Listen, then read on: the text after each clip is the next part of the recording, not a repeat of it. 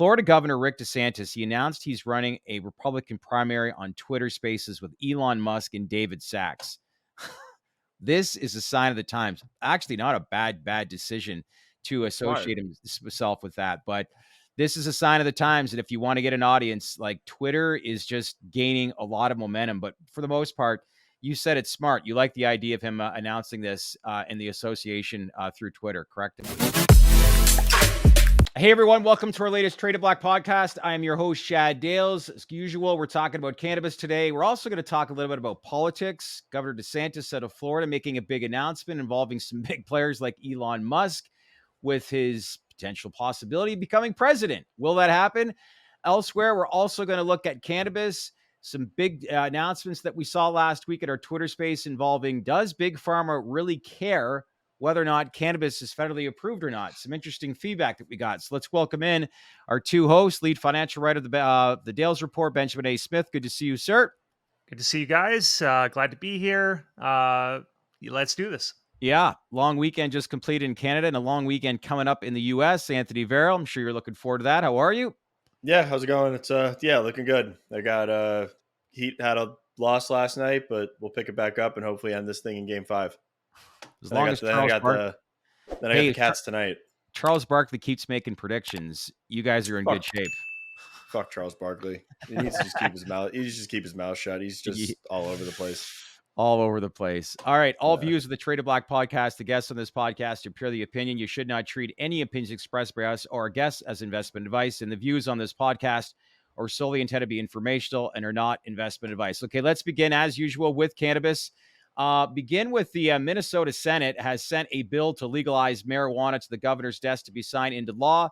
Senators passed the legislation from Senator Lindsey Port and Republican Zack Stephenson in a 34-32 vote early on Saturday morning. So a close vote, to say the least. But in a nutshell, this is another example, Ben, as to why is this drug still a Schedule I drug, knowing how many states have now legalized it, right? Yeah, absolutely. I don't have much to add here besides that point. I mean, this is the 23rd state to go rec. I'm glad the vote went through. It was a rather close vote, but it made it through. Several key speakers on the committee meetings beforehand in the state legislature coming through, like Jesse Ventura, which we played a clip on Twitter that went viral. So congratulations on the state. It went through. But to your point, I mean, like, the 23rd state for adult use, there's been 40 medical cannabis states or recreational states on the books. I'm curious to know what happens when, like, the 26th state goes recreational, allows adult use, because at some point you got to think that there's a tipping point where, all these states are going rec. How could they hold this back with Schedule I, with some of these measures that don't make sense? So we're at 23 now. Let's see what happens when, Florida votes next year, if it gets on the ballot and we get to 26. I'll be curious to see what happens then. That's a good point, don't you think, Anthony? 26. Yeah, I mean, I think getting the majority hopefully would be a tipping point in the argument to legalizing cannabis. I mean, it's been a long time coming. There's a lot of money in the space. It's more popular than ever from a social perspective. I mean, with Minnesota, I mean, the momentum's not stopping for legalization efforts.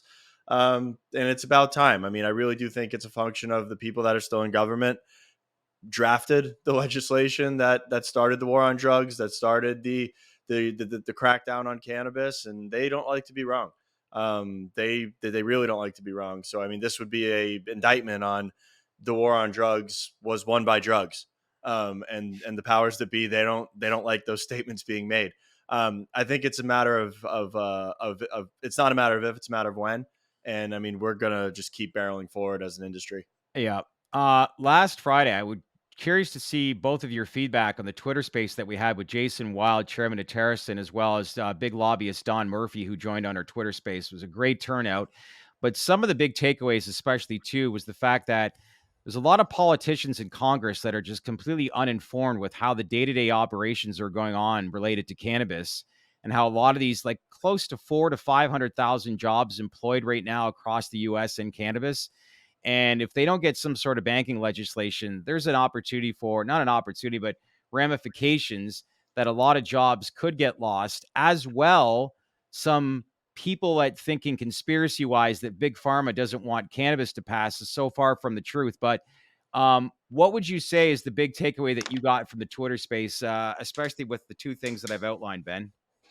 Yeah, I had a couple big takeaways. One of them, to start with your last one there, that was definitely one of them. That big pharma. We had Don Murphy on, and he explained. We brought up the question about whether big pharma is a hindrance because they outspend the cannabis lobby by 53 to 1 in 2022. Cannabis only spent about 5.2 million on aggregate overall, and Don's answer was very interesting. He basically said that big pharma doesn't care. I mean, cannabis is not even on the radar, even though they're a quasi competitor for such things as sleeping aids and so forth. That they really don't pay too much attention.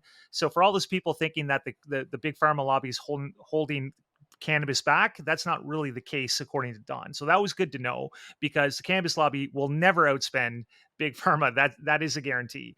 And my other big takeaway is sort of like the cannabis executives starting to get into the lobbying, and starting to learn about lobbying and going to Capitol Hill, like Jason Wild. Matt Hawkins indicated he was getting into the lobbying a couple months ago, and he had never really played in that sandbox Right. before. And that was a little surprising to me, because lobbying is always a big part to get initiatives through. And it's quite apparent that tier one cannabis, although they spent a little bit of money in lobbying, they haven't really gone full into it. They haven't really sent the big representations over to DC. So now that's starting to happen. Now they're really starting Yeah. to pay attention to on the lobbying front. Anthony, why aren't more executives with these publicly traded companies being more aggressive when it comes to lobbying in Washington for some sort of like legislation or banking? Are you surprised by that? Yes and no. I mean, I think that it's the responsibility of executives as well as the board chairs that are integral to these companies to have a representation in Washington. I mean, I think that it definitely is slighting their investors if they're not participating. But I also think that there's also a lot of misconceptions in this industry. This industry is not all cash. I go into a Trulieve, I'm using a debit card, they're accepting digital payments, they're using some sort of financial institution. That being said, with safe banking and with further regulatory reform, it is going to create a better working environment for the 500,000 people that are employed by the Mhm. sector. It is going to allow for credit cards, even though from a payment processing standpoint, they're definitely going to be considered high risk, and there's still going to be red tape around that, whether we like it or not. I think there's a lot of nuance to all of these topics that we're talking about as far as regulatory reform, especially as it relates to the relationships that cannabis companies are going to have with financial institutions. But yes, I mean it is surprising to a degree, especially when you look at the top tier one MSOs and you've got people from I'm not going to name names, but you've got people from generational wealth and historic families in this country. You've got multinational businessmen who are insanely successful, spearheading businesses in this country. And you've got Yeah. a lot of notable figures that are at the top of these businesses that they should be in Washington. They're very serious people. They're taken seriously. And I mean, they need to be in Washington making sure that this gets moved forward No um, kidding. to any degree necessary. I was Yeah, it's just not even the executives. Like, even like for Green Thumb Industries, Leon Cooperman, the billion-dollar, I believe, is a hedge fund manager. He's got a big stake in that company, right? So it's not Yeah. just incumbent on the companies themselves to do the lobbying, although they do the big legwork. There's some big investors in, and some big investors looking to get in, and there's a lot of vested interest to see this go through. Yeah, hmm. I mean, I haven't gone down the org charts in a while on a lot of the tier one MSOs, but they should have a government affairs executive on the team. There should be a chief on each team, preferably with a lobbying background, already with connections. That is their government affairs representative on the payroll for each of these companies. To me, that's common sense. But It is. why? Why is it taking this long to figure out? This does not seem like rocket science. I mean, it definitely convolutes things to a degree, but at the same time, like these businesses have grown despite the environment that they're in. They still have a moat. They still have a lot of things in their favor, despite all of the positives that we think safe is going to bring. Hmm. So I mean, while they do want it passed, it doesn't surprise me that there's a little bit of a laissez-faire mentality on it being passed. Yeah, and it takes money, and it takes money and coordination. And Yeah, some of these companies are still, they're definitely not, net income positive. Some aren't even free cash flow positive. So to throw millions of dollars sort of into the ring and to lead, and it's maybe they've sort of, that's been on the back burner, so to speak, just because of their financial situation. But Yeah. hopefully Don can provide that coordination. I don't know if he's doing some background work with these companies to say, hey guys, you want to, let's represent the industry a little bit more than we have. But it was really, really nice to see that big pharma isn't the hindrance that we all thought it would be. Yeah. yeah, Well, it's unfortunate because there's a lot of people that have lost money over the years, but in some ways, it's almost like the industry had to get to this point in order to really grab the attention from Congress. And like I said, hopefully in future times, we do get some sort of passage of some sort of front when it comes to banking, federal legalization, 280E, all that stuff. But interesting times to say the least, which is no yeah. It's surprise in long overdue. cannabis. Let's switch to Canopy Growth, who they filed a revised proxy statement where they modified their Canopy USA structure to basically comply with Nasdaq requirements. So Canopy USA will include Acreage and Wana brands among other US assets. So Anthony, what exactly is the meaning of this change when we talk about being compliant? Like, what are they looking to achieve here and why?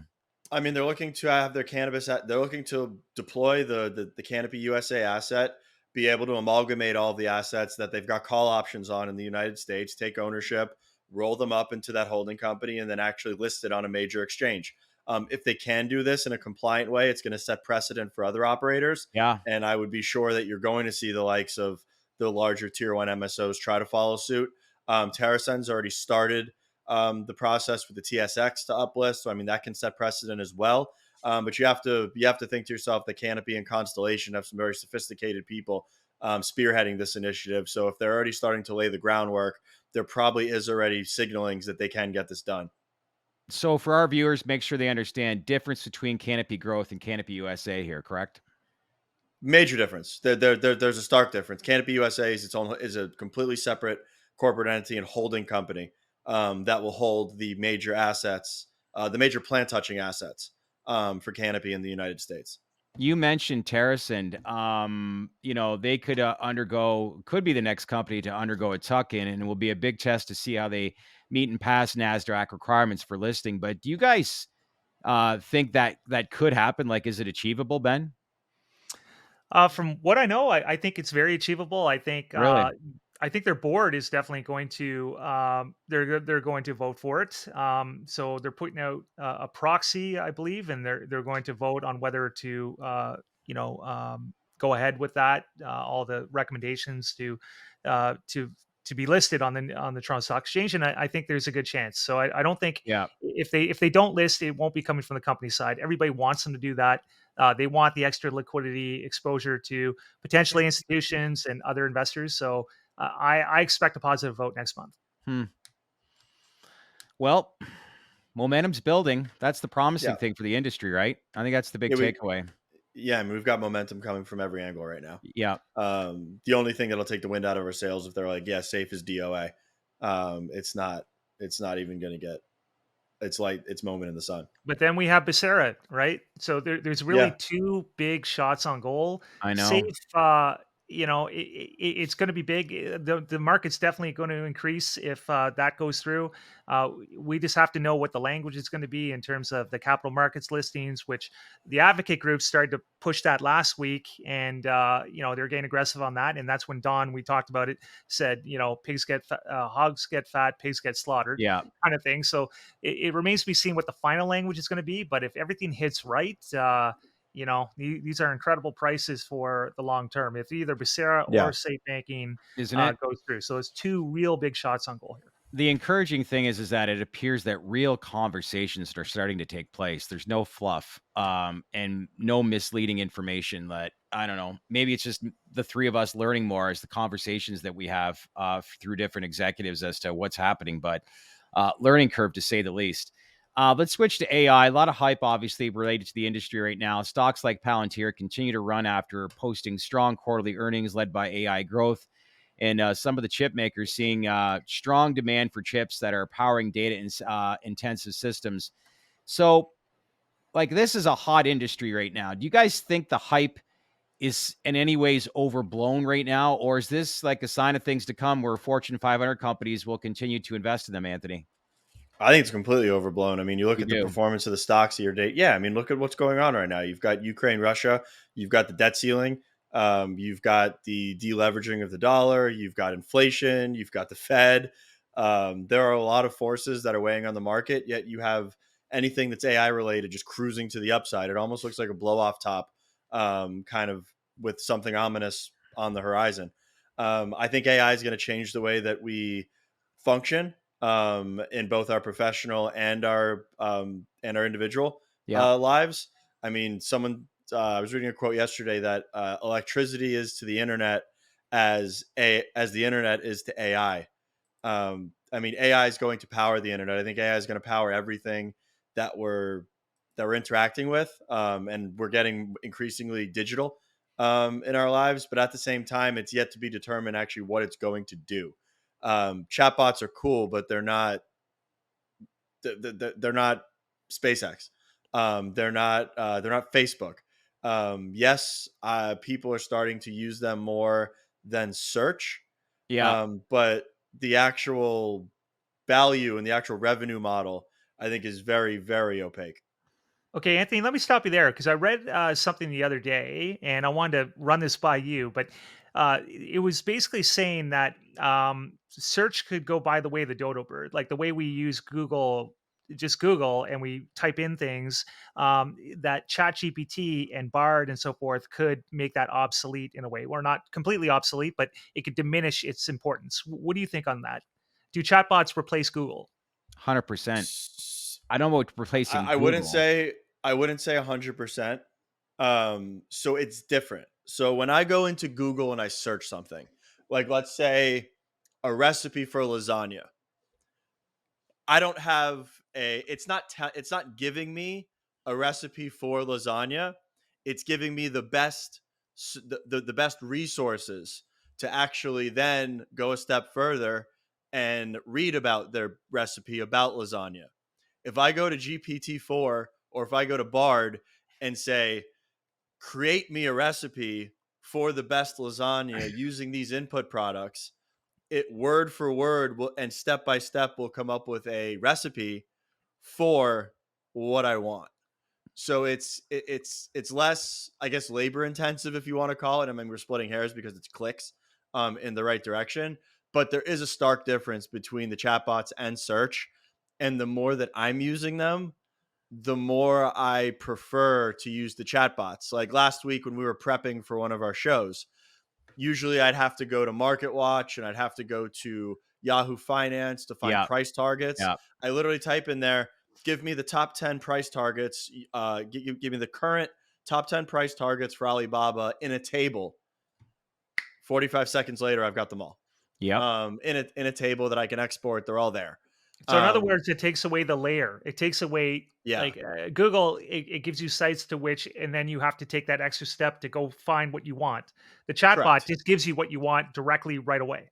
But that being said, the chatbot can't do that without search. It will in due So time. no, how? It's You connecting to the internet. It's connecting to the internet. It's the chatbot's connecting to the internet live. Yeah, So but what the chatbot does is if I go in there and I tell it, find me the top 10 price targets on Alibaba, yeah. you can actually see it in real time going to those websites, parsing through the data on the websites, and then spitting out the data and creating a table. It needs a search engine in its back end to be doing that, which is why Microsoft Bing, which is search, is powering GPT-4. Google is powering Bard. What you're going to see here probably in the next 6 to 12 months is Elon is going to come out with a large language model that's based off of Twitter Right. and what's going on there. Yeah. So these LLMs and these chatbots, they need infrastructure on the back end to be a fire hose for data.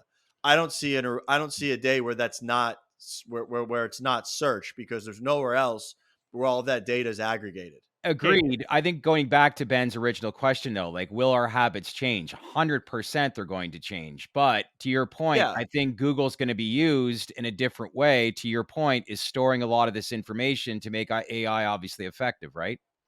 yeah, and especially right now, because things like GPT and Bard, they can't return video. They're not returning shopping results. Yeah. Google is much more intuitive Yeah. than a chatbot. Well, even the rise of voice automation in the last couple of years for Google searches has been through the roof. And, you Yeah. know, interesting times to say the least. Speaking of interesting times, guys, ready for this? I know people are indifferent when we bring up the whole political angle with this podcast, but I think this is something worth discussing. Florida Governor Rick DeSantis, he announced he's running a Republican primary on Twitter Spaces with Elon Musk and David Sachs. This is a sign of the times. Actually, not a bad decision to Smart. associate himself with that, but this is a sign of the times that if you want to get an audience, like, Twitter is just gaining a lot of momentum. But for the most part, you said it's smart. You like the idea of him announcing this in the association through Twitter, correct, Yeah, I Anthony? mean, I love the idea. I mean, it's a play out of the Trump playbook. I mean, Yeah. how did Trump get out there and get polarizing? He owned Twitter, and his audience on Twitter hails in comparison to Elon's. Elon's got 140 million Twitter Hmm. followers. If Elon throws up a space and Twitter is known that Ron DeSantis is now officially announcing his bid for presidency, he's going to hit everybody that he needs all at once. I mean, Twitter does skew, especially Elon's audience does skew heavily U.S. citizens. Yeah. It's going to. I think it's a good step. I don't know how impactful it's going to be, because right now Twitter Spaces aren't video. It's only voice. Do you And it think was that funny changes? because That's going to change. yeah, Yes. it's already changing. You can actually get all the Daily Wire. The Daily Wire now is simulcasting their episodes from their live stream into Twitter. So Twitter's gonna get a facelift here very quickly. But the funny thing was, is last night on Fox News they were actually dunking on Ron DeSantis and on Twitter, trying to say like spaces are limited, like, oh, like this is sticking it to the media, like doing this on Twitter. Like, yeah, guys, it's a changing of the times, and I can guarantee you that the concurrent viewership on Elon's Spaces tonight will probably be 5 to 10x of what they were getting on Fox News last night when they were trying to Absolutely. dunk on the Twitter space. Absolutely. Traditional media is dead, not only from a bias perspective, but people just aren't sitting there watching terrestrial TV anymore. Really, the concepts and content are pretty much the same as what they were 30, 40 years ago. It's just new platforms that people are consuming content. But this is a bold move, don't you think, Ben, that DeSantis did? And wonder what this does as far as like his popularity, because let's face it, right now he's a distant second in polls, and he's taken a page out of Donald Trump's book, right?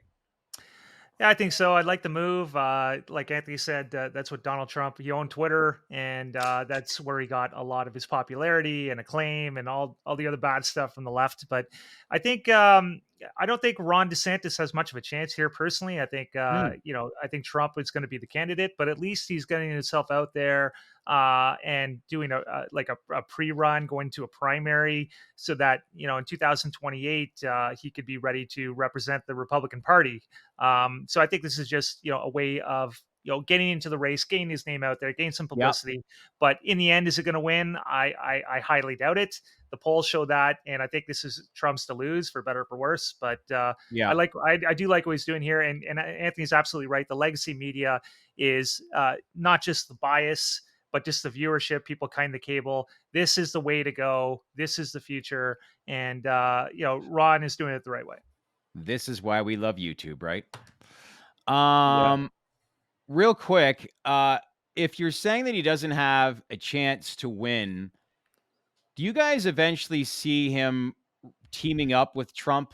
And not at all, even if he wants to run for like vice president, and then in 4 years Trump endorses him, and then he's got two potential terms. You don't think there's any opportunity, any truth to that whatsoever, Anthony? I don't think either of them are going to be the candidate, to be completely honest. Then who? Um, I don't know. I mean, I don't think Trump has a chance in hell against Biden. on a national stage. And I mean, that's an indictment on Trump because Biden is Wow. the whole thing is fucked, to be honest. I mean, Ron DeSantis is he signed into legislature a 6-week limit on abortions. He's taken that message nationally and he's digging in on it. You can't do that Yeah. in the United States in 2023 and think that you're going to resonate with people outside of the far right that are highly conservative, and that's a non-starter. Women's rights in this country is a fucking non-starter. If you're against it or you're restrictive on it, you're not going to be able to win a national election. Like, it's very easy. Mhm. Trump is even I mean, Trump's even worse. I mean, the one thing that I did hear yesterday is so 2020, 2020, Trump said that the election was rigged. The election was fake. So he's continued to perpetuate that message. Once the primaries start, and then once the actual head-to-head start, Trump is going to have to answer a very difficult question that he hasn't answered yet. What are you going to do in 2024 to make sure that the election is not rigged or it's valid this time around? Which I don't know how he's going to answer because it's a very, very difficult question. But It's a I great think that question. yeah. I mean, I think that someone's going to emerge on both sides, maybe even on the Democratic side that we're just not thinking of right now. Yeah. But we've got to be able to do better than Biden and Trump. And as much as I like Ron DeSantis, there's a couple things that I don't agree with him on. And unfortunately, the couple things that I don't agree with him on, a vast majority of this country doesn't agree with him on. And I just don't think he gets it done on the national stage. Ben, you want to add to that? Yeah, I like I said, I don't think he's going to be the candidate. I think it's going to be Trump unless he's indicted, or something like that. Is prevented from running from all the legal issues and or things like that. Um, so yeah, I think it's going to be for Trump for better for worse, and we'll see what happens. It's going to be Yeah. very very interesting to see the dynamics this time around because there's no like COVID voting and stuff like that. So it's amazing. I'm just sitting here with my popcorn watching and looking from afar. A lot of people making a lot of money off of U.S. politics for the past 8 years, and it ain't slowing down anytime soon. Must No, see TV. it's just gonna get worse. Yeah. All right, gents. Midweek. Great to check in. We'll check back in with you later this week. Okay. Talk Thanks, to you guys. guys. Hey everyone, thanks for watching. And if you want to learn more about the emerging industries that we cover, then leave a comment below and let us know who you want us to interview, the questions you want asked, and the information that you want to learn. We want to hear from you. As usual, click on that bell for all notifications to get the latest information. Share this video with your network, and don't forget to subscribe to our channel because we would not be here without you. Thanks for watching, everyone.